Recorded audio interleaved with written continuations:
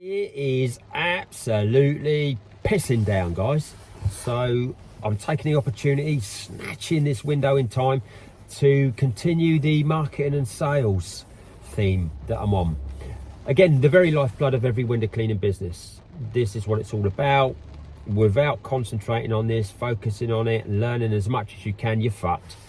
You might as well go and get a job working for someone else. So sales and marketing, you have to learn how to sell, but enabled to sell, you have to learn how to market yourself first to be given the opportunity to sell, converting the leads into sales, profitable jobs. Right, so marketing, there's another way is buying work. Now, years ago, back in the mid-80s, I keep going on like grandpa from Only Fools and Horses, during the war, but back in the 80s, buying window cleaning rounds up, and obviously starting up, I bought a number of window cleaning rounds.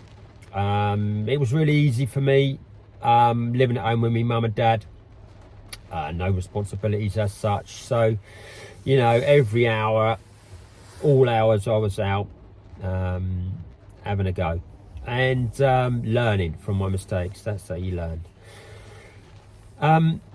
So yeah, buying rounds, right? You Google it. What a load of bollocks. I mean, I spend quite a bit of time Googling facts and figures on what they say about the industry that I've been in for 38 years, and most of it is absolute bollocks. One example is I've just Googled how much do window cleaners earn? 15 to 25 pound an hour. Fucking hell. Well, if you're earning 15 to 25 pound an hour, you won't be in business in fucking 6 months time, and you'll never be able to afford to live or find anywhere to live. So forget that bollocks. It's fucking 50 pound an hour you need. End of story. 50 pound an hour and upwards. And that's as a sole trader, an individual working on your own. That's what you need. A minimum of 50 an hour you need to be aiming for, and I keep on saying it, but that is the magic figure. Right, so what do you pay for a window cleaning round? Right, now you Google it, excuse me, and they'll say anywhere in between 3 and 8 times the monthly turnover of the round. I mean, fucking hell, that is a big spectrum, isn't it? That's a wide spectrum. So basically they don't know, and they've just guessed, because that's what it's all down to. It's fuck all to do with a formula. There is no formula with buying a business or buying a window cleaning round. It comes down to a few factors. My advice to you, I wouldn't even entertain looking at a business that hadn't been established at least 10 years. Secondly, demand to see the last 3 years' accounts. All right? Get the guys to drive you round and show you the work. And then you work out in your head what you're willing to pay for it.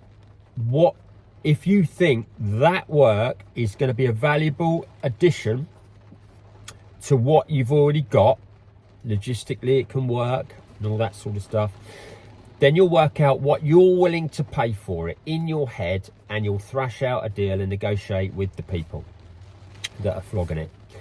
That's basically all there is to it. It's a huge grey area, because basically, unless you're buying tangible items like the equipment as well, like the van or the kit, then you're basically buying a book full of customers, and that's called goodwill. And goodwill, as I've just said, is a fucking grey area. You might take them on and they think, don't like him, cancel. You've lost a whole lot. You've paid fucking 3.5, 4 grand for a chunk of work, and they don't like you and they all bin you. The chances of that happening, very, very, very slim. It's never happened to me in 38 years. It's never happened to me. You know, sometimes you'll lose a few, but sometimes there'll be a few that even fucking ain't there. They've conned you. That's on canvassing and paying canvassers. I'll get onto that in a minute. But yeah, buying around. So don't entertain anything less than 10 years old. Demand to see 3 years accounts. Get them drive you round to see the work. Then drive round and see the work yourself. Then if you can, and this is a biggie, and I've done this on a couple of times, put somebody with the guys, or go with the guys yourself and work with them. And then you can get a feel for it and how the customers are, and you can get your gut feeling is never wrong. You'll get a gut feeling about it by doing the work with them. And then you can negotiate a price, agree the price, and then you can talk to customers and do a verbal handover as you're doing the work. Hi, this is Ian, and he is going to be taking over your window cleaning within the next few weeks. Lovely, thank you for letting us know. And you can get notification slips printed up, so if the people aren't in, you will put a notification slip through saying, hi, my name's Ian, we are going to be taking over your window cleaning business, we have just purchased the business from blah blah blah, and he can put something through with that as well to back that up. So that's my rough rule of thumb with buying a business. Secondly, you've got another marketing strategy, flyer dropping, leaflet dropping. Right, we've done monstrous leaflet drops in the past. I think the biggest one we did was about 15,000. Leaflet dropping is probably the least effective way of getting work. You think you're going to get loads from it, but you actually don't. Out of that this is quite embarrassing actually.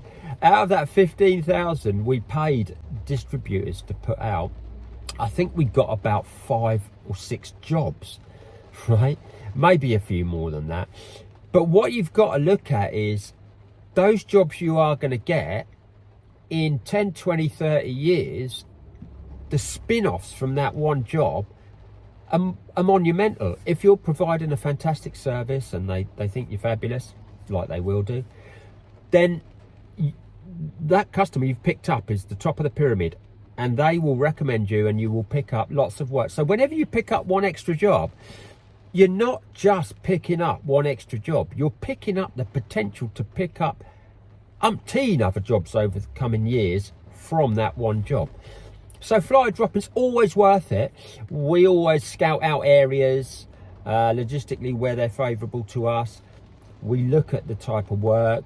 Is it going to be cost effective? Will we be able to adopt our Pareto principle, 80-20 rule? Will we be able to sell? Is there plenty of UPVC, conservatory roofs and gutters to vacuum and windows to clean on each building? Yes. Right, this is a nice area. Get your little satchel on a rainy day, boom, get out a few flyers and see what comes of it. So flyer dropping is a good way to get out, get the feel for an area, and you will pick up work, but don't expect masses from it. Canvassing is another one. Should I pay canvassers, teams of canvassers, a canvassing company to go out and get me work? No, don't do it. I've done this, and again, this is my opinion, based on experience. I've done this a number of times, and every time been stitched up.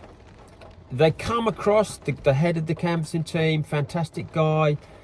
Don't do it, because what they do is they just employ a load of numbskulls who've got no fucking interest in what they're doing. They don't understand the business, so the jobs you're going to get are underpriced. Also, a lot of the time they're just wanting their commission from the company, so they're going to make up fictitious jobs.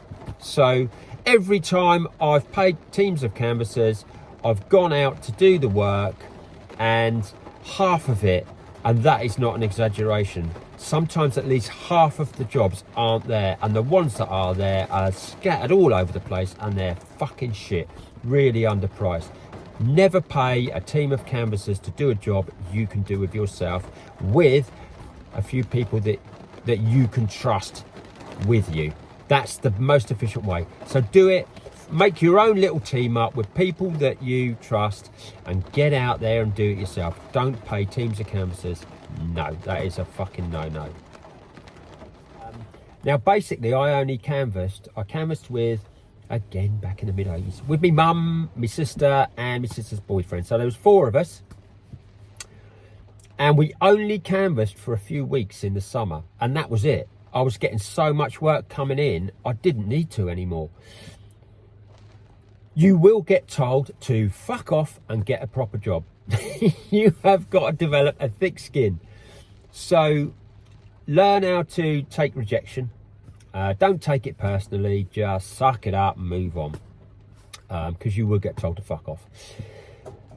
Always have a nice pitch prepared and stick to that pitch in a nice, friendly, amiable way, and come across as nice and friendly and smiley. And also canvassing, if you're pretty shy and not used to dealing with people, then canvassing is a fantastic way of building up your self-confidence with dealing with people, customers.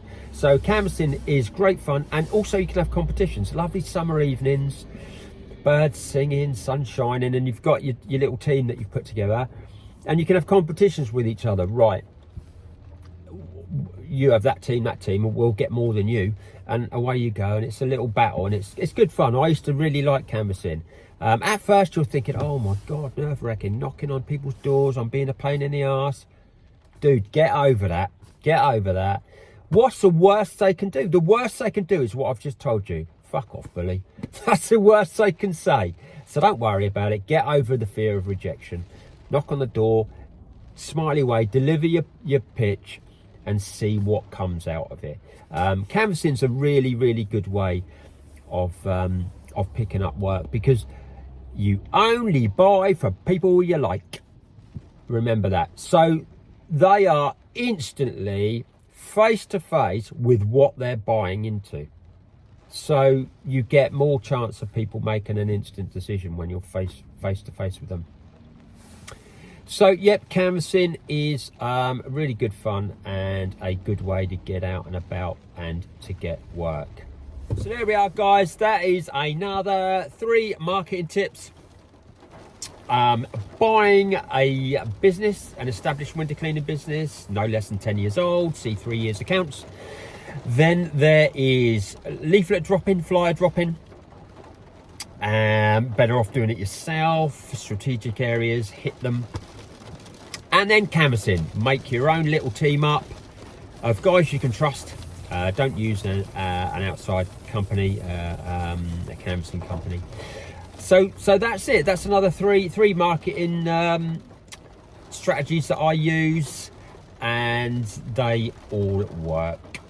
So please subscribe to my channel if you like the sort of stuff that I'm putting out there, and don't hesitate to direct message me if you've got any issues or things you need help with or advice on. I'm sure I can help you in most things, and if I can't, I will know a man that can. All right, guys, I'll speak to you soon. Hopefully when the sun's back. Laters.